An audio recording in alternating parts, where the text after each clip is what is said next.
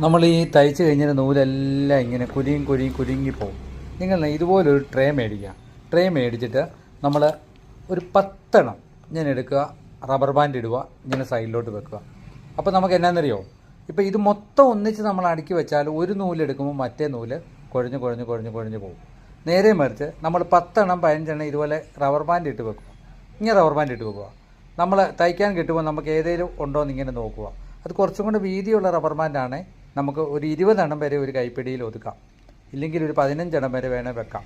ഇങ്ങനെ വെക്കുക, rubber band ഇട്ട് ഇങ്ങനെ ഒരു സൈഡിലോട്ട് കൊള്ളിക്കുക, നിറച്ച് വെക്കുക. അപ്പോൾ ഒരു കാരണവശാലും അത് പോകത്തില്ല. നമ്മൾ ഒരെണ്ണം ഇങ്ങോട്ട് എടുത്തു, അതിൽ നിന്ന് ഇഷ്ടമുള്ള ഒരു നൂലെടുത്തു, തയ്ച്ചു, ബാക്കി നൂല് വരുന്നു, ഇങ്ങനെ വെക്കുക. അപ്പം വളരെ നീറ്റായിട്ടിരിക്കും, ഇങ്ങനെ കുരുങ്ങി കിടക്കത്തുമില്ല കേട്ടോ. ചിലപ്പോൾ നൂലില്ലാത്തപ്പോൾ നമ്മൾ കടയിലൊക്കെ പോയി ഒരു നൂല് വാങ്ങുക എന്ന് പറഞ്ഞാൽ ഒത്തിരി സമയവും പോകും. അപ്പം തികച്ചും നമുക്ക് എത്രത്തോളം നമുക്ക് ഉപയോഗിക്കാവോ അത്രത്തോളം ഇത് നൂല് നമ്മൾ ഉപയോഗിക്കാവുന്നത്രയും ഉപയോഗിക്കണം. ഇല്ലെങ്കിൽ നൂല് തണുത്തു പോയാൽ നൂല് ചില കമ്പനിയുടെയൊക്കെ ഒരുപാട് പൊട്ടുന്ന ഒരു ഇതും കൂടെ വരും നമുക്ക് തയ്ക്കുമ്പം.